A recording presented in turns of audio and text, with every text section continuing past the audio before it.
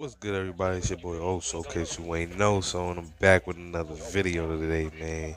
And I know I'm pretty late to the party, but this is my no nonsense guide to the Tomb Easter egg. And it's not the full Easter egg, because I made it to the boss fight, but I did not finish or complete it.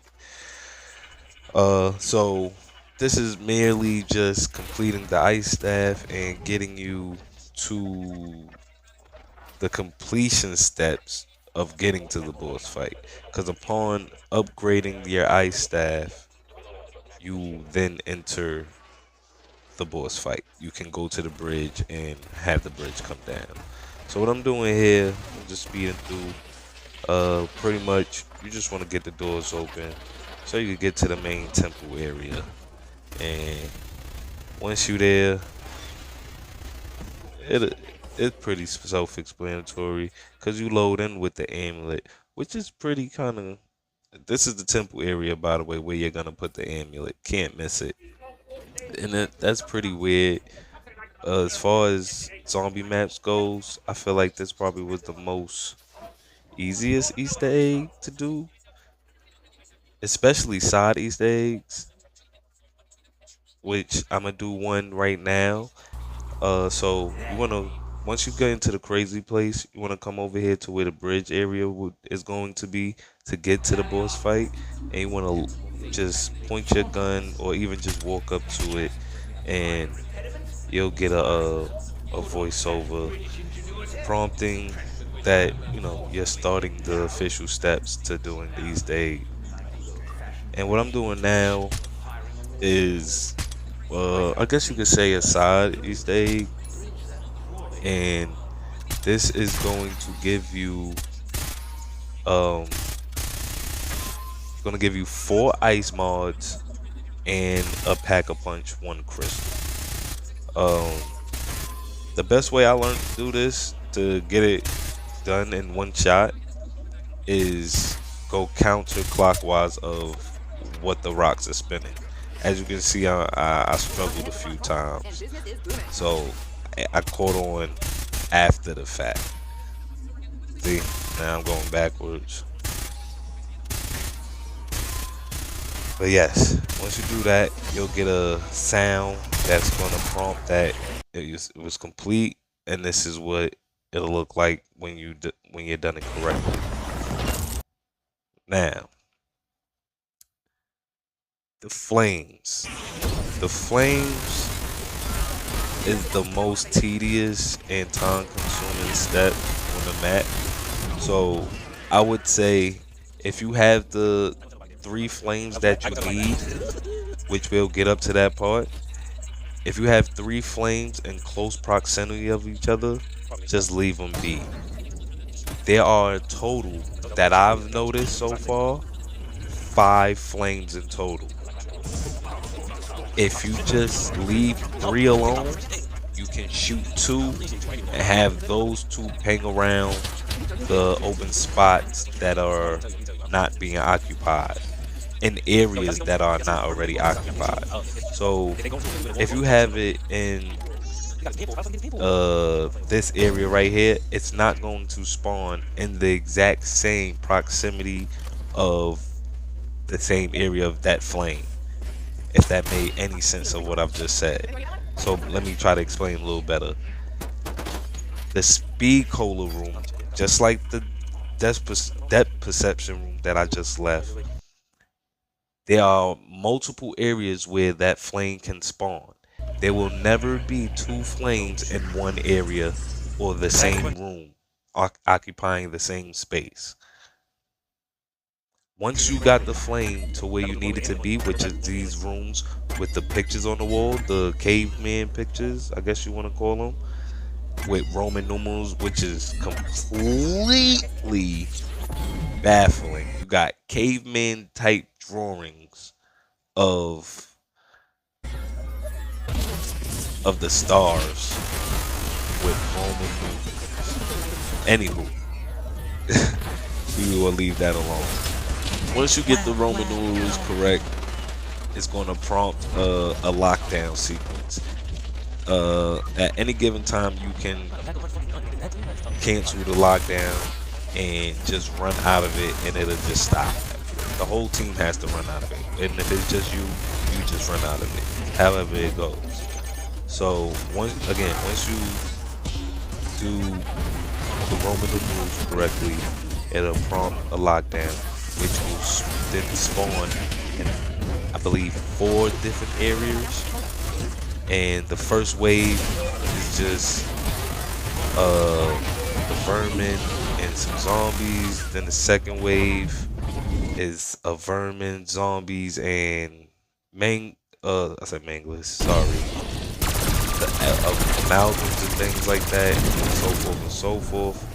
And this is the second area or first area for some people. This is the room with the bulls on the wall. This is more Roman-ish. I'm just saying for, like time period purposes, like if you're gonna make it make sense, make it make sense. But that's just me. Anywho, beggars can't be choosers. I like these parts are pretty quick. Again, it's gonna spawn in about 4 different areas. Same thing as the last area. This Easter egg is very repetitive in its steps. So a lot of the steps that you're gonna do, excuse me, it's gonna be the same thing from whatever the first step was. And you'll see what I'm talking about again further into the video.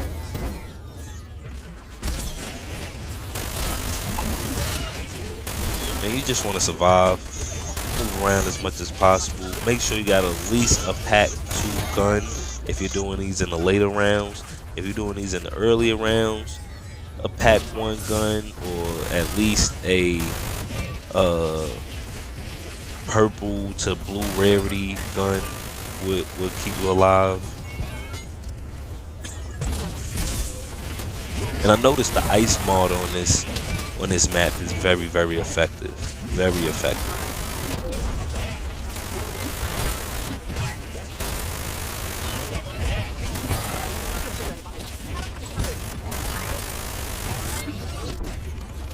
It should be getting to the end. When the ball hits the wall, you know that's the last sequence. And when you complete it again, you're gonna get that white flash, and that'll be the actual staff there for that one. And then once you grab the staff, you want to run back into the crazy place, run straight to the wall, and you're gonna place the staff, as you see, straight onto the wall. Now, if you're not ready for the next step, again, I advise you to have at least a pack 1 gun, a sentry gun, or even a mutant injection if you're not fully equipped for this step. Of course, tier 2 armor as well. But this is another lockdown sequence pretty much, and you just gotta survive and protect the staff. Once you protect the staff, it's complete. The staff is built. The next steps after that is immediately to upgrade the staff. And like I said, you want the crystals as close as possible. You want to do this in 10 seconds or less. And once you do it in 10 seconds, as you can see, it's going to prompt another voiceover, and that's letting you know you are getting closer to the next, to ending, or getting closer to the boss fight. And once you done that, iced all the crystals, you're gonna come in, you're gonna look for these symbols on the rocks. It took me a little while, but I figured it out. Some of the rocks, you'll see a purple glow from it, which is much easier than just running around like a chicken with your head cut off. But memorize those symbols. I'm pretty sure somebody's gonna put a little cheat sheet out that just lays out all the symbols for you, so you ain't gotta break your eyes and things like that just to see what's going on. Because as you can see, I'm taking photos with my phone. I stopped. That's why I'm stopping like that, because I'm trying to take photos with my phone and just try to do it the best way I can. Once you get all the the images in your head is down packed. You're gonna go back to wherever the gate was closed at. For us, it was the diamond gate, which is the yellow gate, which is also the stamina up gate, which most of the gates indicate what machine is in front of it. So the green gate, as you just saw, that would be speed cola. The red gate, oddly enough, coming in is the actual machine that represents that gate, and that would be as Jug, which was right there. But on the opposite side of that gate is Quick Revive. Didn't have anything to do with this Easter egg step, by the way. Just wanted to put that out there. But it's pretty much self-explanatory. If you fail, what you're looking at now is me incorrectly the first go round putting in the wrong symbols, and now I'm putting in the right symbols, and now we have to follow this orb around, this soul ball, I guess you can call it. And Okay, there we go. it's super finicky. Like, I really thought people was playing when they said this orb was finicky as hell. It is very, very finicky. If you do not get the proper amount of zombie kills while being in proximity of the orb, it will immediately disappear. So I did this maybe about 4 times, and I gave you all 4 failures just to show you how finicky this step is. So in this Easter egg, I've noticed the flame is tedious, the orb is finicky.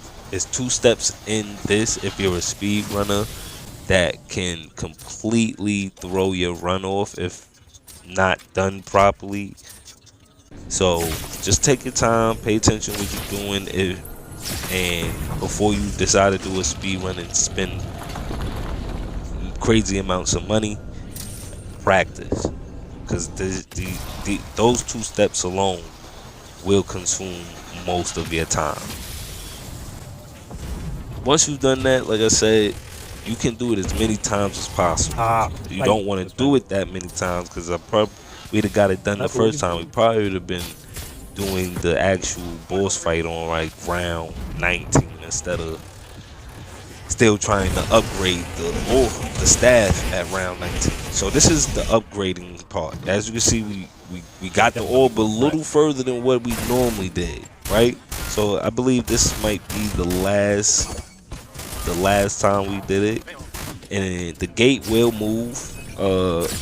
I don't know, for me it didn't move the first 2 times I failed it on the 2 gates that it switched to. It usually lets you go to the same gate at least twice, so that's a good thing. But other than that, the symbols don't change, and for some odd reason they don't change order in whatever place that you shoot them in when they're on the blocked out doorway. So I believe, yeah, here is when we actually got it. One of the guys said, you know, enough was enough. I'm going to get the mutant injection, and we all need to be together. We all were together when we did this part of the step. I don't think we all needed to be together. I think it was just the matter of, like I said, getting the kills as quickly as needed. So just make sure you're getting the kills as quick as soon as them zombies spawn up. You need to be killing them so that orb will stay relatively close to you and just complete its run.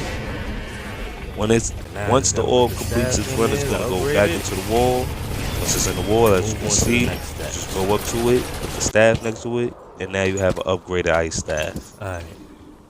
Once you upgrade the ice staff, you're going to go to these 4 pedestals around the crazy place where that wall is. This is the first pedestal with the vermin, and that statue is in the spawn area, which will be the blue y'all gate. watched any videos and y'all know any steps that, then, you know what I mean? Just put me on if I forget anything. And oddly enough, that gate doesn't correspond to the color of the machine that's in its area, which is PhD Flopper.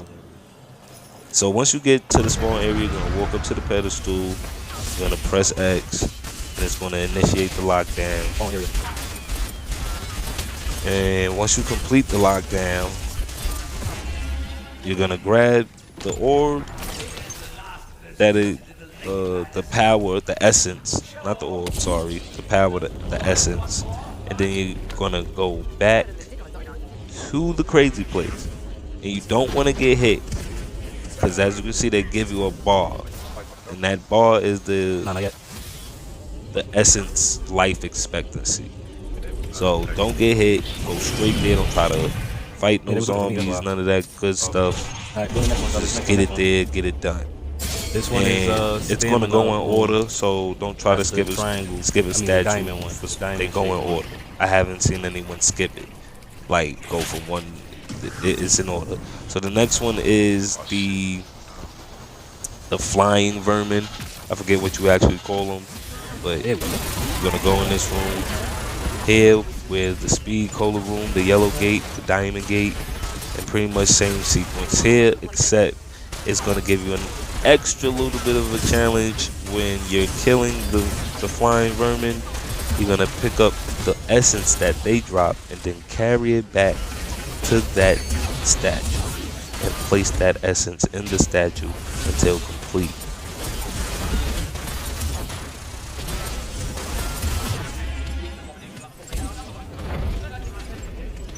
And once complete, again, you'll get another prompt from the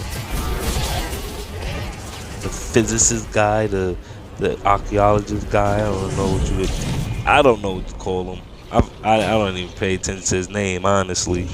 But yeah, you're gonna go back again, essence, so forth and so forth, Green room. until you get to the very last one. That's the third one, which is in the triangle gate, which is the green gate, which is the speed cola room. And this is the amalgams, I believe. And this one is fairly easy. It's just like the first vermin. You're just gonna kill the amalgams and then grab the essence and go back into the crazy place. And the door that you come in, I forgot to say this with the first two doors. The door that you come in is going to be closed. So you have to then go to the closest gate. For me, when it was the green gate, of course, the red gate in the temple room was the closest. There you go. Go check that. That one is regular. That by what's about when I'm big.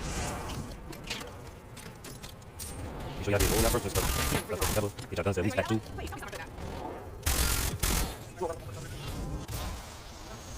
So now that we have all three, the next one is I forgot what you call these.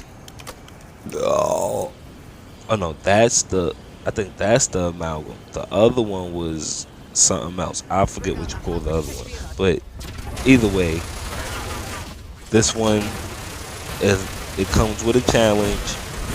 If you don't kill the amalgam in, one shot or whatever the case may be, the zombies that spawn in will put a shield around it, protecting it from any damage. So kill whatever zombies you see, pump whatever bullets into that, and head back to the crazy place. Once headed back to the crazy place, this is the last and final statue. And this is the last and final step to completing the Easter egg for the tomb before getting to the boss fight. Once done, you walk up to the gate, press X, it builds the bridge, you go across, you have then completed the Easter egg to getting to the boss fight. And that is the no nonsense, very easy, very simple, step by step Make sure y'all stack guide up. to Make sure y'all got building everything. and completing the Easter egg to get to the boss fight. I have not yet completed the boss fight, but I'm working on it every day. If anybody wants to play and run it, I play with randoms. I don't want. I call myself an OG player, You can So get it, the other one from the box. I'm willing to play with every and anybody. That's how I grew up playing zombies, and that's how I continue to play. Peace and love.